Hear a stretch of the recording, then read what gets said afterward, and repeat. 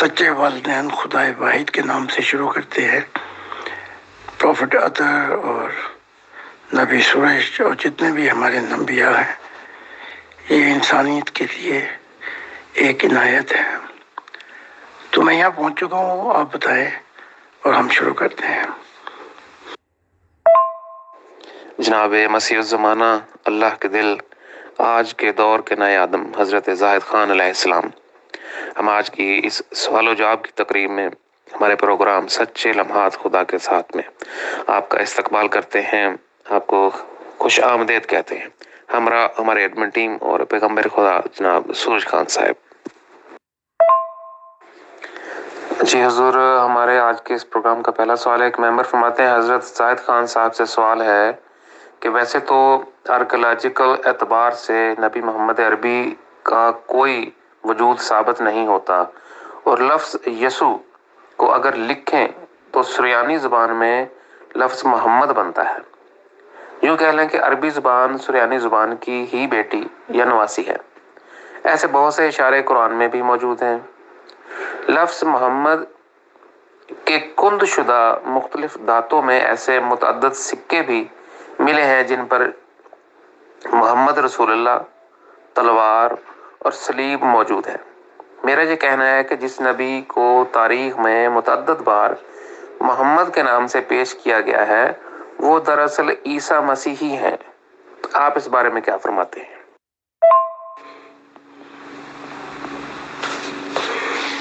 یہ بالکل ٹھیک نہیں ہے۔ محمد کی بایوگرافی 575 ابتدا سے لے کے آخر تک ہزاروں لاکھوں لوگ گواہی دیتے ہیں۔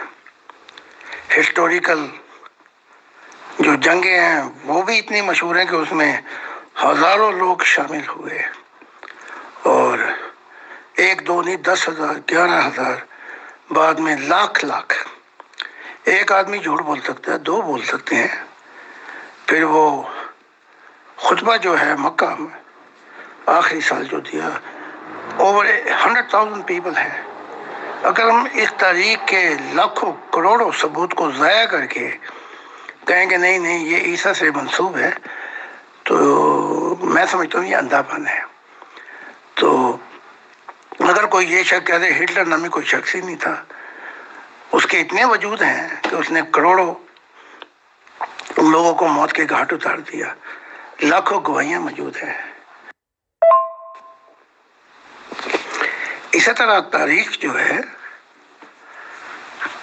اسے یسوع بھی کہتی ہے، عیسیٰ کو ایمانویل بھی کہتی ہے، اور اسی طرح ارلی ہسٹری سے جو واقعات ہیں اس میں ہزاروں گواہ ہیں تاریخ کے، جس میں یہودی بھی ہیں اور رومن بھی ہیں، اور بعد میں یہی تاریخ جو ہے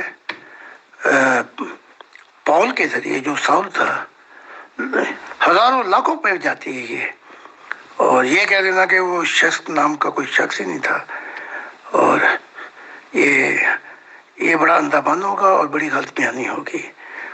یہ تاریخی شواہد ہیں کہ چنگیز خان تھا، صلاح الدین ایوبی تھا، سیزر تھا، اور اس کے لاکھوں جو ہیں وہ ثبوت ملتے ہیں۔ تو ایک آدمی جھوٹ بول سکتا ہے، دو بول سکتے ہیں، تو پوری تاریخ کی صفحے لپیٹ دی جائے اور کہا جائے نہیں یہ ایسا نہیں ایسا ہے، تو تاریخ کے شواہد موجود ہیں، شاہد موجود ہیں کہ پوری تواتر سے ان کی بایوگرافی کیا کیا کیا نہیں کیا، اس کے اثرات کیا پڑے ہسٹری پہ، سب کچھ موجود ہے۔ اور معاف کرنا، عبد المناف بنی ہاشم کی اپنی ہزاروں ہسٹریاں موجود ہیں تواتر کے ساتھ، پردادوں سے پردادے، دادوں سے دادے، ایک پورا سلسلہ آ رہا ہے۔ اور پھر عبد المطلب، اس کے بعد کے واقعات، ابھی تو محمد پیدا بھی نہیں ہوئے تھے، اتنی تواتر کے ساتھ آ رہے ہیں کہ آپ کی عقل کے پرخچے اڑ جاتے ہیں۔ اور پھر محمد صاحب کا بچپن، عبداللہ کا جانا، اور پھر وہاں سے بیمار ہو جانا ان کے باپ کا، ایک ایک چیز ہسٹری نے قلم بند کر دی ہے، تو ایسے آنکھیں بند کر کے ہم ایسے نہیں کر سکتے، معاف کیجیے گا، یہ پھر اندھا بند ہو جائے گا، پھر پوری تاریخ کوئی ہمیں انکار کرنا پڑے گا، اس کو منسوخ کرنا پڑے گا کہ کوئی تاریخ نہیں ہے۔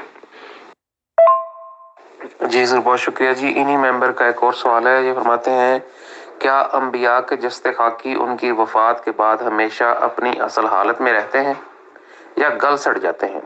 کیا یہ مناسب ہوگا کہ نبی محمد عربی کی قبر کو عزت و حرمت کے ساتھ بطور توثیق دنیا کے سامنے ثبوت کے طور پر کھول دیا جائے، اور اس طرح صحیح حدیث کے مطابق خدا کا یہ وعدہ بھی سچ ثابت ہو جائے گا کہ ہم نے زمین پر حرام کر دیا ہے کہ وہ انبیاء کے جسموں کو کھا جائے؟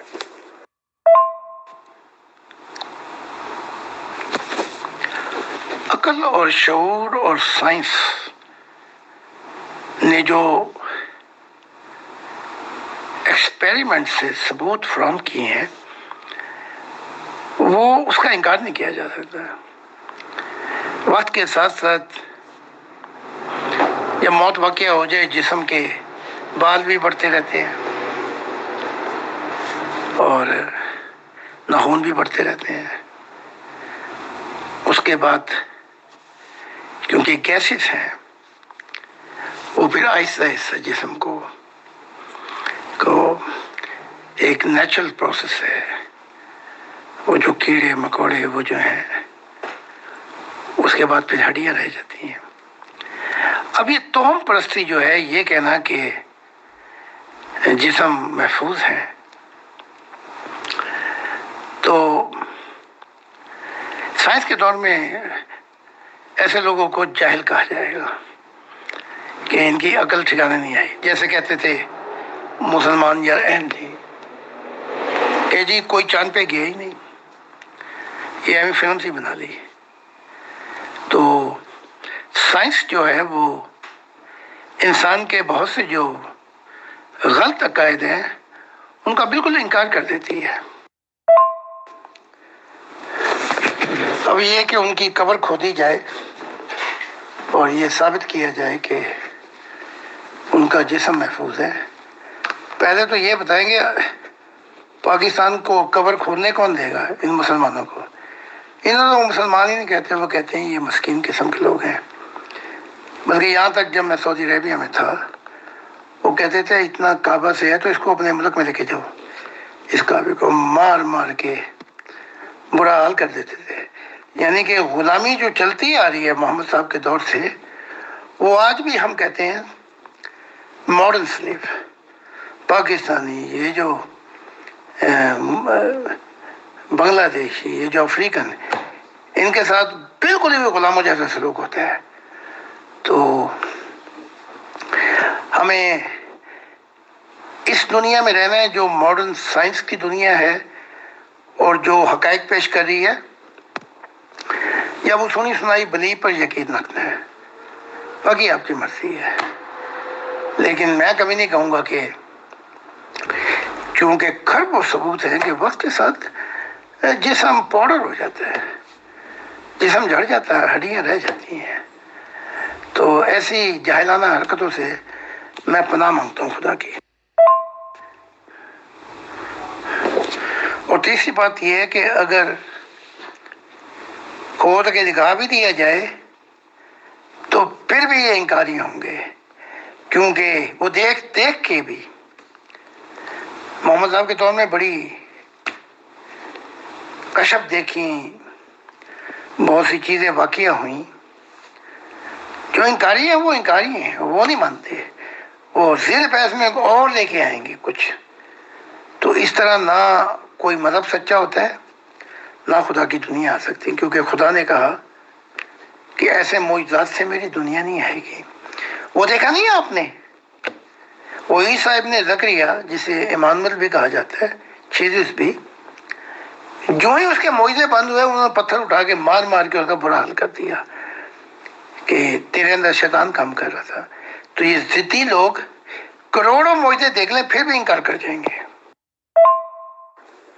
جی حضور، بہت شکریہ جی۔ انہی ممبر کا ایک آخری سوال یہ فرماتے ہیں کیا حضرت محمد عربی کی زندگی میں یا موت کے بعد ان کے کچھ اصحاب اسلام کو چھوڑ کر دیگر مذاہب میں بھی منتقل ہوئے تھے؟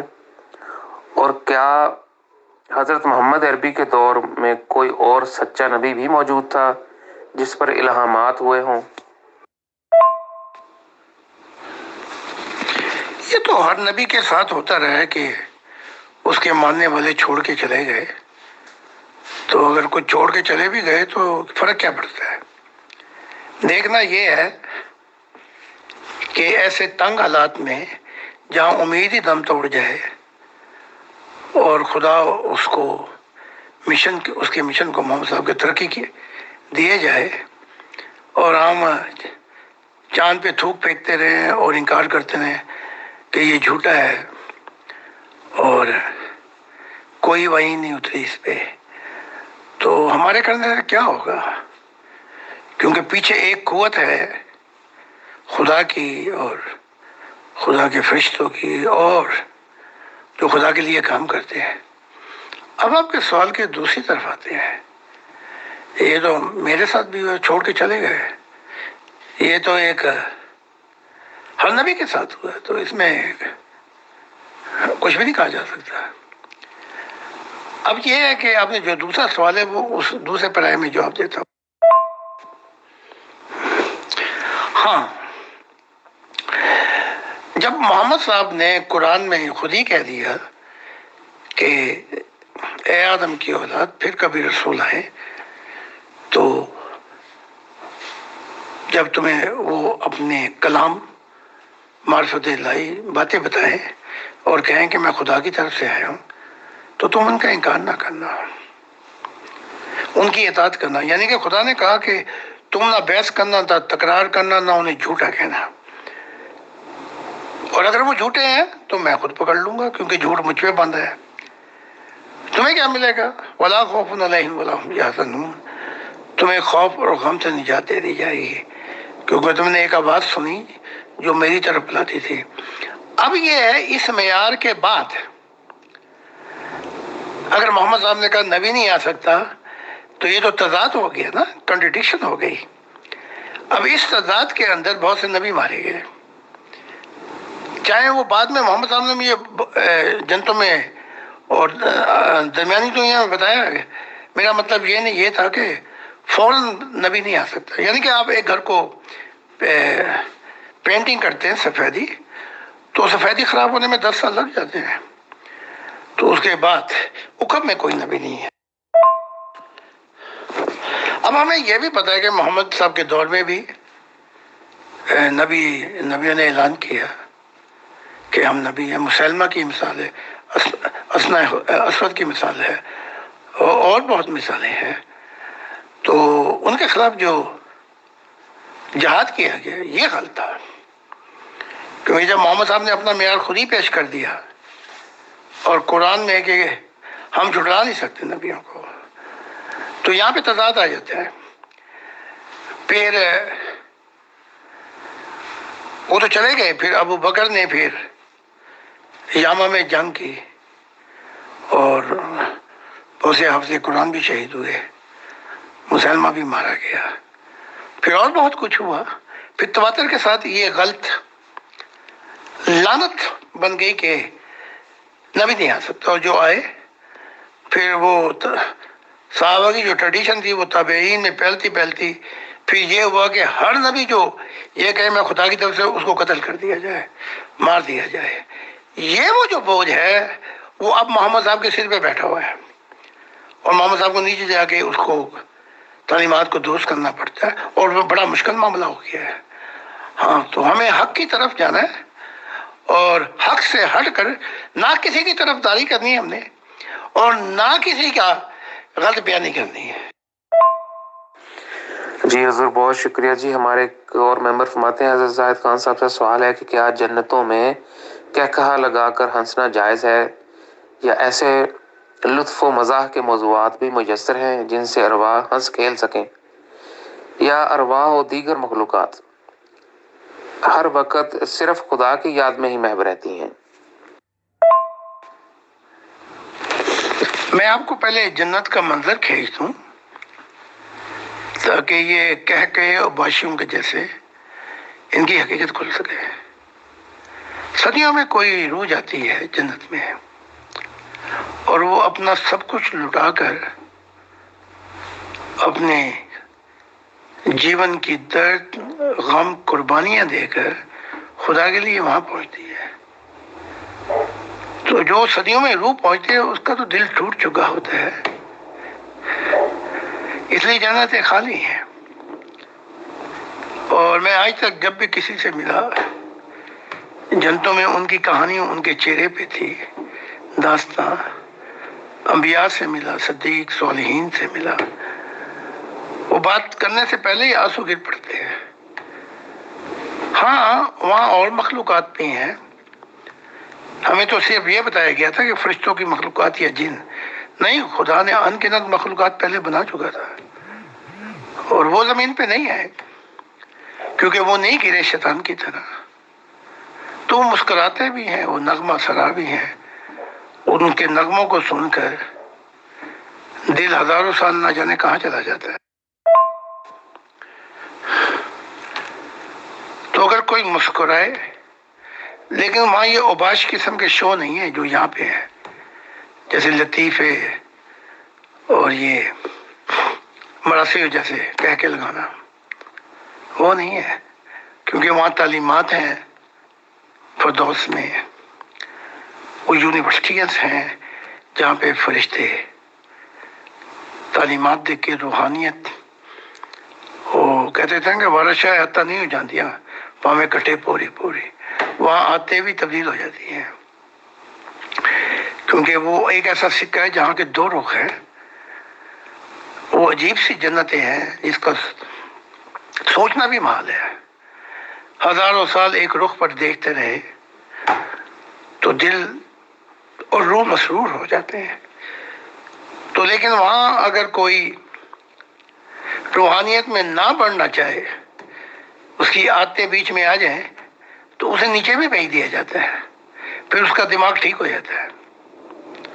اب دیکھیں نا، جیسے کوئی یہاں پہ جرمنی میں افریقن بھی ہیں، پاکستانی بھی، وہ بعض اوقات ڈپورٹ کر کے 8 سال تک نیچے بھیج دیتے ہیں، جاؤ اپنے ملک میں، تو پھر ان کے دماغ ٹھیک ہو جاتے ہیں۔ تو خوشیاں تو ہیں لیکن ان خوشیوں میں غم بھی ہے۔ جی حضور بہت شکریہ جی۔ ہمارے ایک ممبر فرماتے ہیں، حضرت سعید خان صاحب سے سوال ہے کہ آپ کے مشن کے برعکس بھی کئی حضرات نبوت کا دعویٰ کرتے ہیں، کیا وہ بھی اللہ تعالیٰ کی طرف سے مبعوث کیے گئے ہیں؟ دوسرے الفاظ میں، اگر ایک ہی وقت میں کئی مدعیان نبوت ہوں اور وہ ایک دوسرے سے اختلاف رکھتے ہوں تو ایک عام شخص کے لیے کیا طریقہ کار ہونا چاہیے تاکہ وہ یہ جان سکے کہ آیا کون سا نبی واقعتاً خدا کا ایک سچا نبی ہے؟ شکریہ۔ سب سے پہلی بات تو یہ ہے کہ حق تعالیٰ نے مجھ سے کہا تھا کہ یہ زمین انبیاء سے بھر جائے گی، تو یہ دستور اور جو خدا کے الفاظ سے وہ ہماری ون فیملی برڈ، ایک انسانیت کا خاندان جس کا محور خدا کی ذات ہے، اس میں پورے ہو گئے۔ اب تو 52 سے 60 کے درمیان یورپ آگے پیچھے نبی بھی آ گئے ہیں، ہزاروں میں سے۔ تو وہ جب نبی مشاہدہ الہی کرتے ہیں یا صبر کرتے ہیں، تو جب وہ بیان کرتے ہیں تو وہ یہ کہہ کے بیان کرتے ہیں کہ معاملات میرے خدا سے ہوئے، تو چاہے میں مسیح الزمانہ ہوں، خدا کا دل ہوں، خدا نے یہاں تک کہا کہ محبت کے رازوں کو کا بانی ہے، تو میں انہیں کیسے چیلنج کر سکتا ہوں؟ اب میں اگلی اس میں جواب دیتا ہوں، اور پھر میں اندھا تھوڑی ہوں، مجھے دکھا دیا جاتا ہے، لیکن پھر بھی میں ان کو چیلنج نہیں کرتا، کیونکہ انہوں نے خدا کا نام لے کر یہ کہا تھا، تو وہ ذمہ دار ہو جاتے ہیں۔ اب میرے اس دور میں 6 نبی تھے، تو جب میری ان سے ملاقاتیں ہوئی تو میں نے کہا کہ دوسرے کے پھلوں کو غلط کہنے کی بجائے آپ ایسا کریں کہ آپ ان کی تعلیمات کے ذمہ دار نہیں ہیں، کیونکہ وہ خدا کا نام لے کے کہہ رہے ہیں تو خدا کے ساتھ ان کا معاملہ ہے، آپ اپنے پھل بیچیں۔ تو میں نے ان سے کہا کہ وہ جو تعلیمات ہیں، جو سفر مشاہدہ جو خدا نے آپ کو کہا ہے وہ بیان کریں۔ تو عیسیٰ نے بھی کہا تھا کہ تم ان کو ان کے پھلوں سے پہچان لو گے۔ پھر وہ مجھ سے قرآن کی ضد بحث کرنے لگے، آپ اسلام میں نہیں ہیں۔ تو میں نے ان سے پوچھا، نبی خدا بناتا ہے کہ محمد صاحب بناتے ہیں؟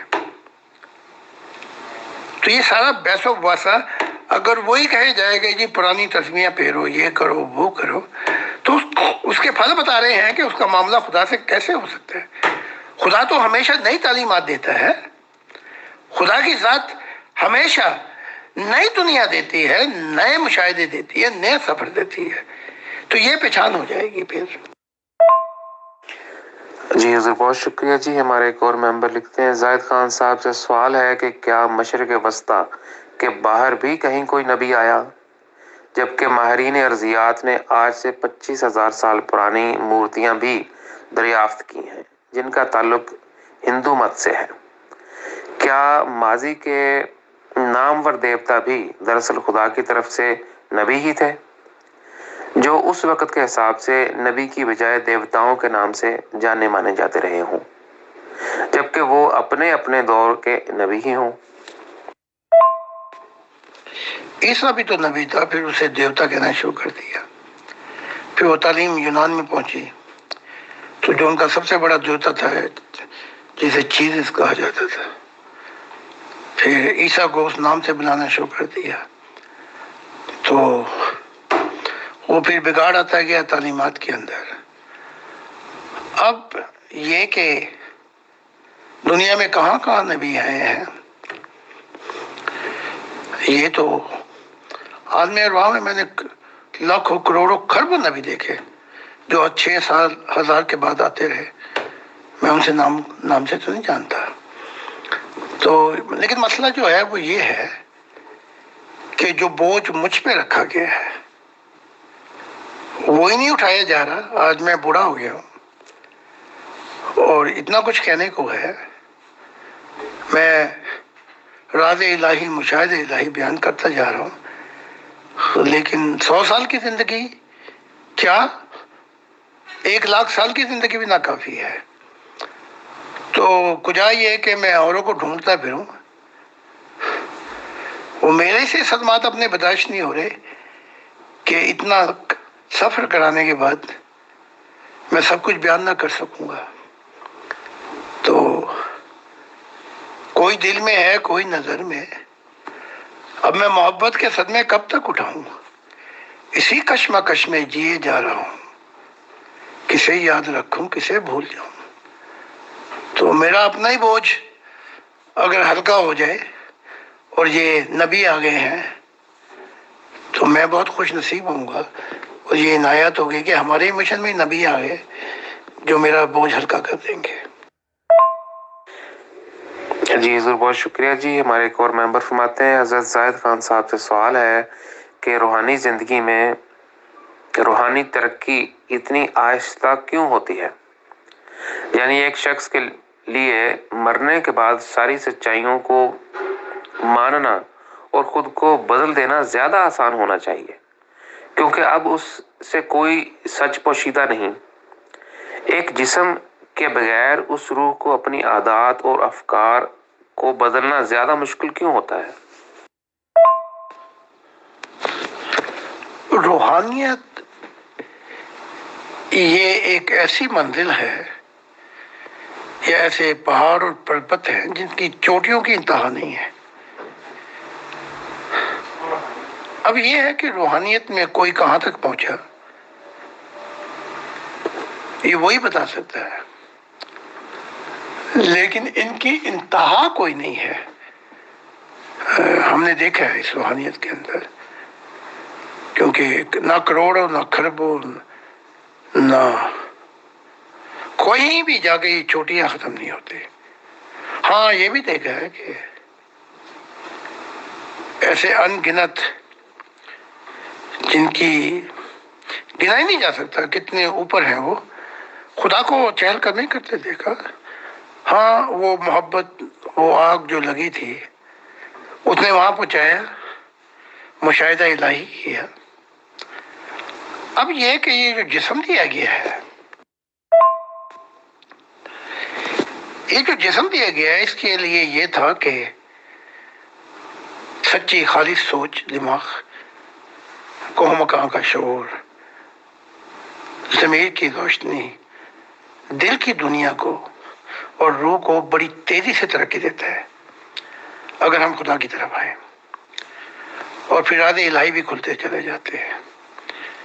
یہ معاملات جو ہیں روح کی دنیا میں جا کے ٹھہر جاتے ہیں، ارواح پہلے بھی تھی، روح کی دنیا میں رہتی تھی، پھر خدا نے یہ ظاہری کائنات بنائی۔ روح قدیم ہے، لیکن وہاں وقت بہت سلو ہے۔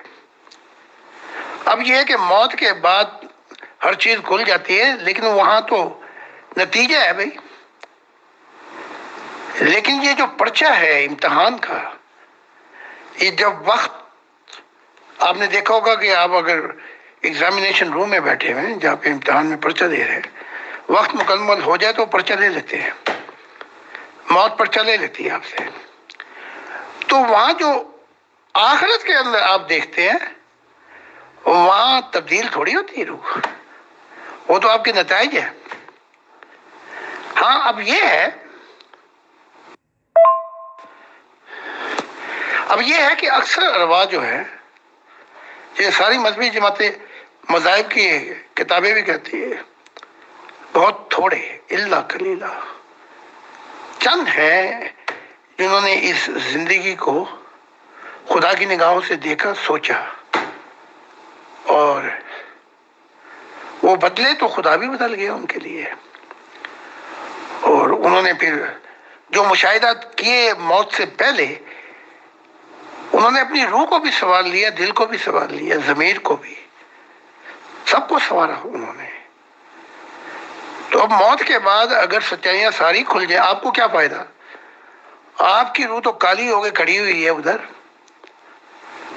آپ کی روح تو خود بخود ہی ادھر جا رہی ہوگی، جو اندھیرے ہیں یا درمیانی دنیا جہاں بھی، تو وہاں یہ تھوڑی کہ آپ تبدیل کر سکتے ہیں کوئی چیز۔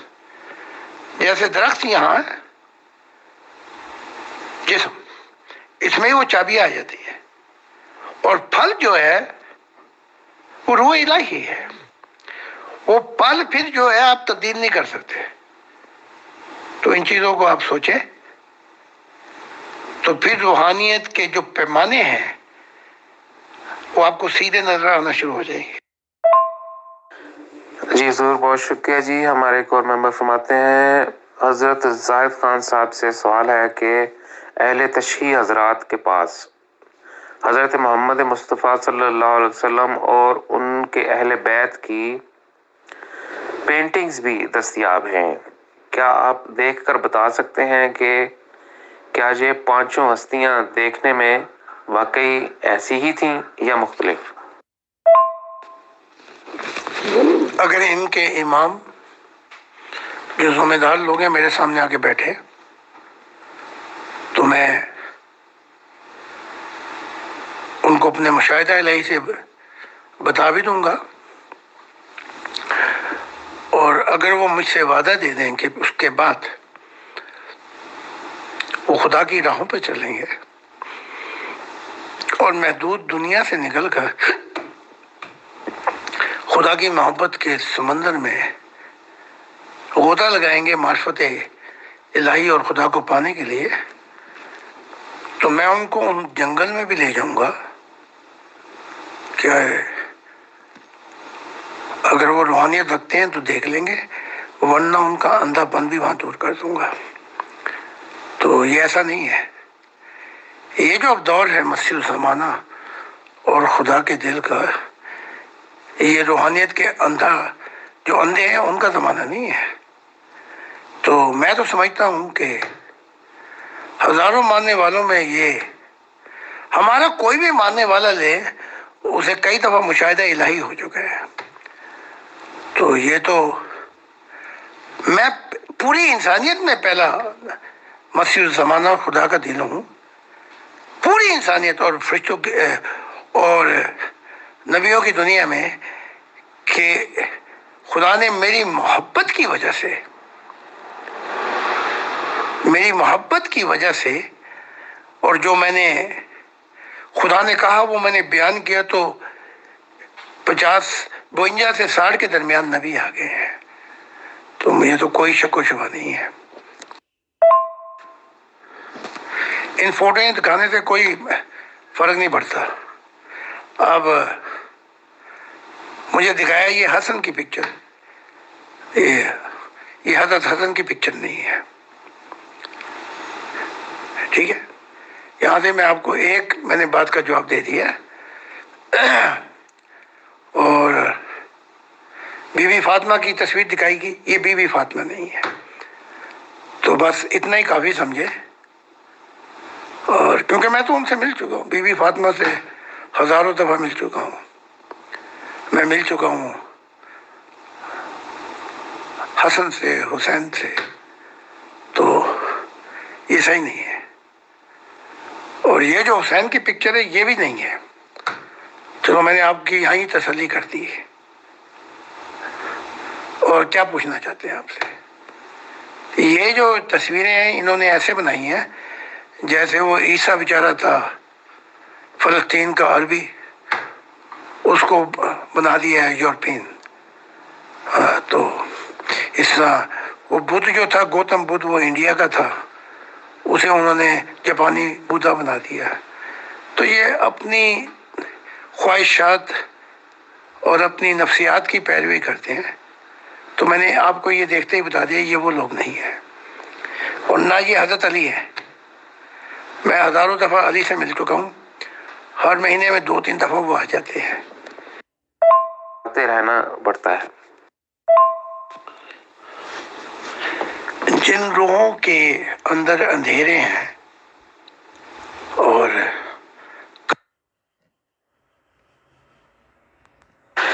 جی حضور بہت شکریہ. ہمارے ایک ممبر فرماتے ہیں حضرت زاہد خان صاحب سے سوال ہے کہ کیا فرشتوں یا دیگر روحانی مخلوقات کو بھی ہماری جسمانی زندگی کی طرح نیند یا خواب آتے ہیں؟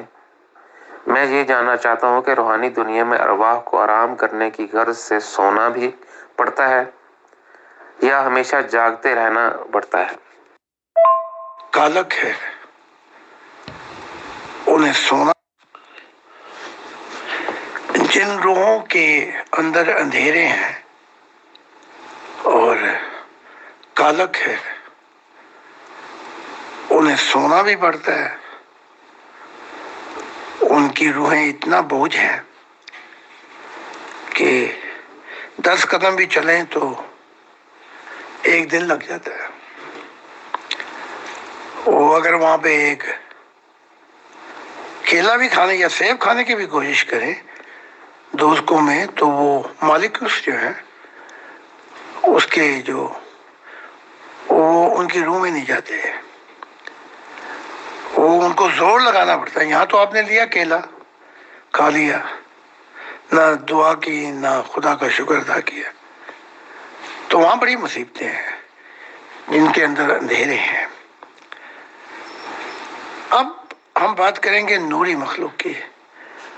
جو نوری مخلوق میں نور آتا جاتا ہے، نہ انہیں سونے کی نہ یہ حاجت جیسے جسمانی حاجت ہے ہمیں بیت الخلاء، کوئی ضرورت نہیں ہے.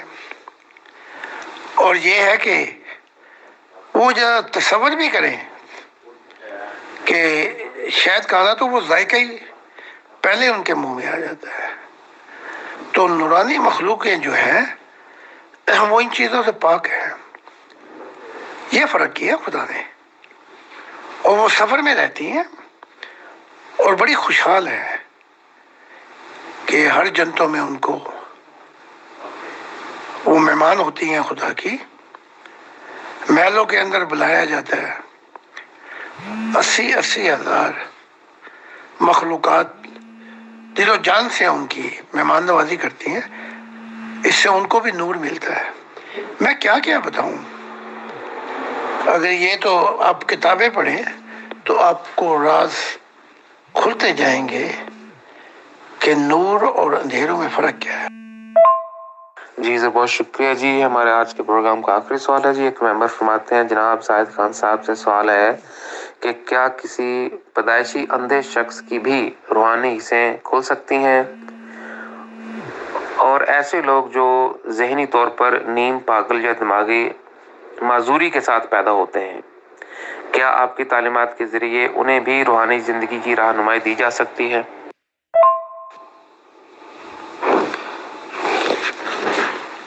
بالکل ہو سکتا ہے۔ عیسیٰ ابن زکریا نے کہا تھا کہ کس نے اندھا اور لولا پیدا کیا؟ یہ تو خدا کی دنیا ہی نہیں، خدا خود بھی انکار کرتا ہے۔ اس دنیا کا آقا شیطان بنا بیٹھا ہے اور یہ اس کے پیچھے جا رہے ہیں۔ اب وہ جو نابینا تھے محمد صاحب کے دور میں، محمد عربی کے دور میں، وہ پیدائشی نابینا تھے اور وہ شعر بھی لکھتے تھے، بلکہ ان کی روحانیت، ان کے مشاہدات بھی تھے۔ مجھے نام یاد نہیں آ رہا، ابن کلثوم نابینا شاعر تھے وہ۔ تو جب ان کا انتقال ہوا محمد رسول اللہ کا، تو انہوں نے کہا کہ اے محمد، میں تو تیری آنکھوں سے دیکھتا تھا۔ تو روحانی ترقی ہو سکتی چاہے اندھا ہو، حتیٰ کہ جانور جو سے ہیں وہ بھی روحانیت کی، محبت کی آواز کو جانتے ہیں۔ جانور مردوں کی آواز کو، چیخ و پکار کو سن لیتے ہیں۔ تو یہی جانور جب روح کی دنیا میں جاتے ہیں تو ان کی بہت زیادہ ترقی ہو جاتی ہے۔ ہاں یہ ہے کہ ان کا شعور انسان جیسا نہیں ہوتا، لیکن جہاں تک ان کی لاشعوری اور شعور جو ہے وہاں تک بہت کچھ آگے چلا جاتا ہے۔ جنتوں میں بھی ایسے بے اختیار جانور ہیں جن کے چہرے فرشتوں جیسے اور مخلوقوں جیسے، اور جسم ایک، تو باقی جسم جانور جیسا، لیکن روحانیت کی کوئی حد نہیں ہے۔ ہاں جب خدا کی دنیا آ جائے گی تو نہ کوئی لنگڑا ہوگا نہ کوئی لولا ہوگا، اور خدا کی دنیا میں یہ بیماریاں نہیں ہوں گی، تقدیر کے مسائل نہیں ہوں گے، حادثات نہیں ہوں گے، اور انسان، ہر بچہ 100 سال کی عمر پائے گا اور بیمار نہیں ہوگا۔ تو خدا کہتا ہے یہ میری دنیا میں ہوگا۔ جناب مسیح الزمانہ، اللہ کے دل، آج کے دور کے نئے آدم حضرت زاہد خان علیہ السلام، آپ کی اس روحانی رہنمائی اور قیمتی وقت کے لیے ہم آپ کے تہہ دل سے شکر گزار ہیں، اور سبھی ممبران جنہوں نے اس پروگرام کو سنا، اگلے ہفتے معینہ وقت پہ دوبارہ حاضر ہوں گے ہمراہ ہماری ایڈمن ٹیم اور پیغمبر خدا جناب سروج خان صاحب۔